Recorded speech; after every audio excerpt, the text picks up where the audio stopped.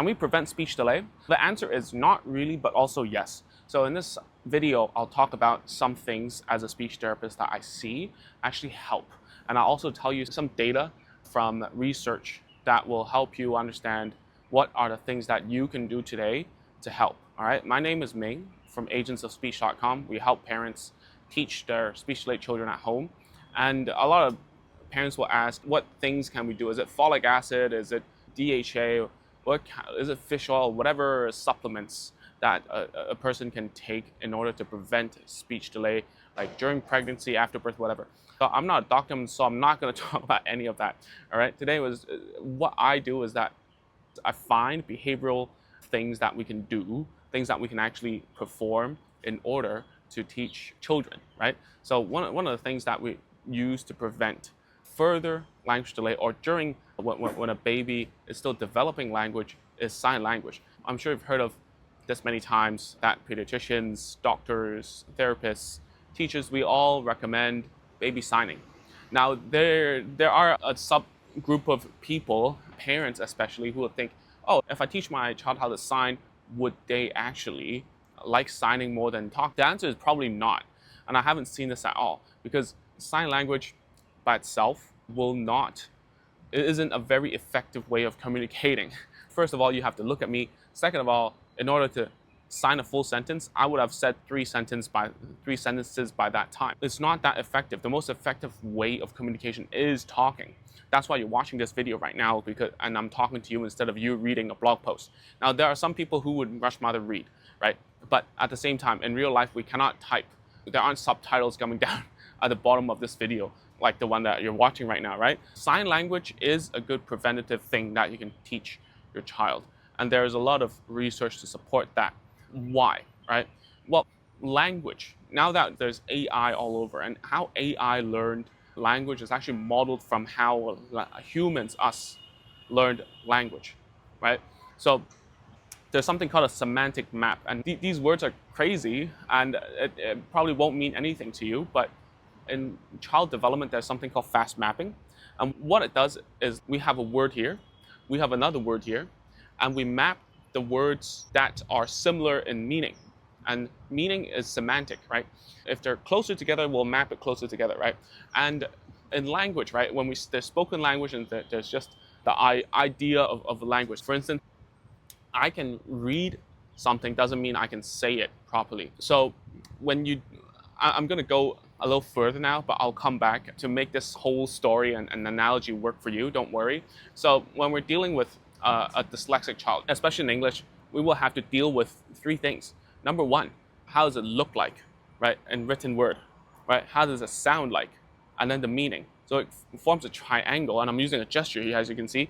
So the link between the grapheme, which is how it's written out, and the meaning is the link intact, right? And then from the meaning to the sound of the spoken word, is it intact, right? And then from the written to the sound, is it intact? So dyslexic children have a problem from written to the sound. So they cannot really read it phonetically, right? And this will be different from language to language. Most languages in the world are phonemic, meaning it's written how it's spoken. Chinese, I'm Chinese. Chinese, we don't have that. A lot of the times, dyslexia is much harder to treat in Chinese than in something like Japanese or Arabic or Indonesian or English, right? English is a little bit more tough because there are actually three languages that constitute towards like how it sounds like. So it's French, Greek, and Latin, if you're interested. So how does it tie back to gestures, right? So the biggest problem that when a child is developing language is that there is a bad linkage in between the meaning to the sound. The meaning to the sound. So that's why you see a lot of children, they can repeat after you, but doesn't mean they can use it. The sound doesn't constitute towards the meaning. You see a lot of parroting, and children who are on the spectrum especially, they cannot make this link. And they think that there's this word or this repetition of a word gives them anything. So I want whatever, or that they're copying you, all that doesn't have a true meaning and it's not mapped correctly. So going back to fast mapping, right? Semantic mapping is that, can I map this sound, this word in my brain to a particular meaning? How do we do it without the sound? And that is gestures, because we cannot write in the air, right? That's why you will see a lot of autistic children being able to have the link between the grapheme, which is the written word, to the sound, but that doesn't mean they understand what it is. They can recite ABCs, they can say 1, 2, 3, 4, 5, they can recite the planet names, animal names, but doesn't mean that they understand the meaning. And that is why a lot of therapy, when we teach names of animals, we include the animal sounds, like moo, meh, wolf, whatever, because it has semantic meaning towards it. So that's why when you go to a therapy center, when a therapist is talking to your child, there's a lot of language feedback that is semantic based, right? Coming back to all of this, right? And I want to give you some anecdotes here, right? The first thing is, I had a parent who was stuck, and she was in our parent coaching for nonverbal children, and we got her child to speaking in words, but he was parroting a lot. And when he joined, he was 8, and now he's 8.5 or something. He's finally using words correctly. But he had a lot of semantic errors, meaning he would say things that are very similar in meaning. So for instance, he would get fork into a knife, and also a chair with a table, he would mix it up, things that are close in terms of the semantic maps. So it's kind of like getting the stuff right and wrong, because that's how they learn as well. They create a map, a 3D map through math, and then they link the words with probability. And that's pretty similar to how children and us develop language, right?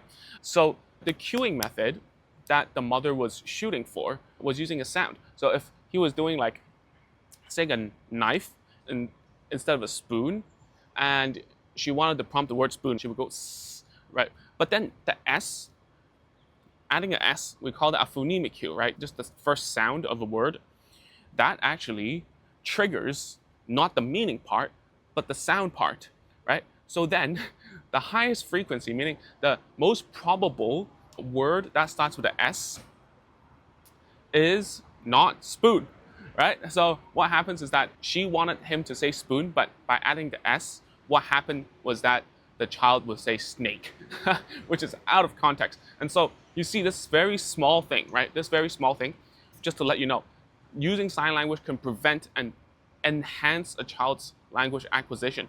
The reason is being, if a child is on the spectrum or whatever, right? And I haven't gone to the other disorders, right?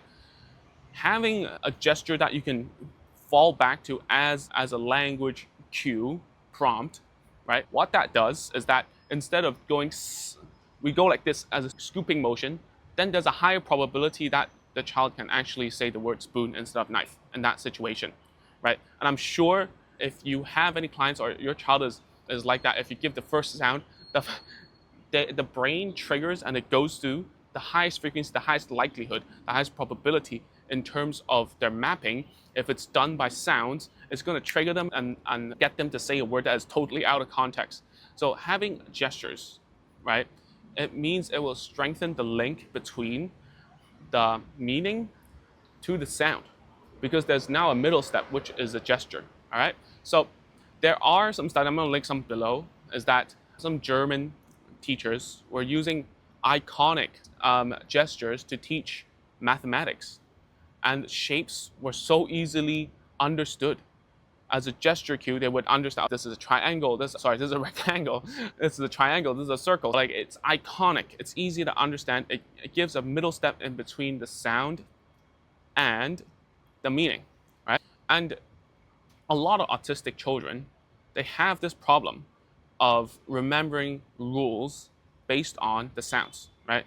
So, and I want to tell you, there's a high comorbidity, meaning autistic people, they have other problems. So a lot of them actually have some sort of a hearing loss as well. So you might be saying, Ming, dude, sign language is only for deaf people or deaf children or people with hearing aids, hearing problems, whatever.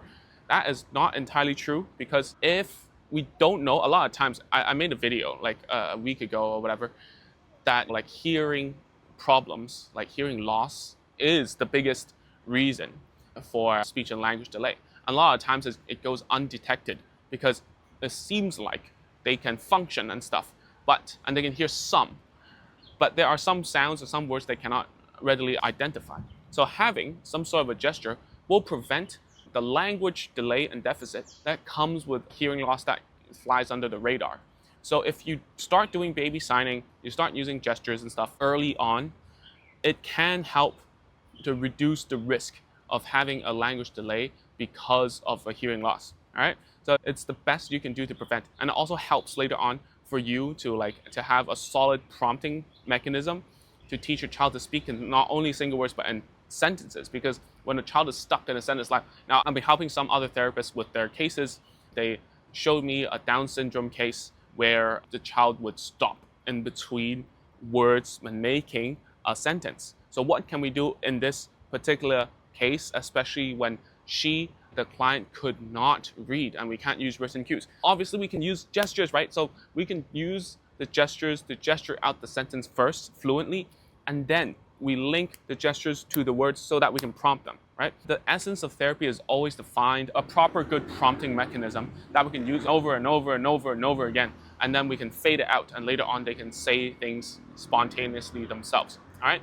So at the end of the day, what kind of gestures do we need? So we need iconic ones. So what does iconic mean? So a lot of parents go to therapy, and the first gesture that therapy does is this one, right? You and I know this is more. If this is not your first rodeo in the speech therapy or therapy world, this more thing doesn't really help a lot, you know? Because this is like a get out of jail card for everything. Like you can say more for everything, but we want iconic ones, especially ones that are with verbs, right? Because every sentence, especially in English, right? If you know a little bit of linguistics, I'm not a linguist, I'm just telling you, a huge chunk of a sentence is a verb phrase, meaning the meaning of a word is dictated by what verb we use, all right? And so if we don't have a lot of verbs, what's going to happen is we're going to stuck with nouns. And that's why a lot of children who are stuck at single word level, they have loads of nouns, but they have no verbs. So then you need to use gestures to help them expand that verb base, because like when you do flashcards, you can't do verb flashcards because it doesn't make sense, right? The best you can do is use a video or act it out. But at the same time, you still need a middle ground, because you cannot always show a video, you cannot always act out something, so you need a gesture that is symbolic, like this, that everyone knows around the world this is drink, right? No matter what cultural background you do this or you do this, everyone knows you're thirsty or hungry, whatever. So teach that to your child to prevent them from going to a route where they just rely on a singular gesture, using nouns, using wrong words, wrong phrases. Like when they fall down, they say, "Are you okay for you?" Because you're modeling that. But instead, you can add gestures like like that to indicate that it's in pain, to prompt them to say the correct thing. That's it for this video. I've gone very long about why gestures are very important, why it can be a preventative measure towards speech and language delay, and is the most important thing there is. Just you have to use it properly and use a huge variety of it. All right, and that's it for this video. Thank you for tuning in. By the way, please go to www.agentsofspeech.com/course. There are free courses on how to teach what gestures, like how to prompt. If your child is nonverbal, how do we teach gestures? If your child is verbal, how do we use gestures to make longer sentences and so on? And go there. It's a huge community of 13,000 parents inside. We have free courses. You can ask questions where our coaches, myself, are inside. We'll try our best to answer your questions there. That's it for this video. Thank you for tuning in. See ya.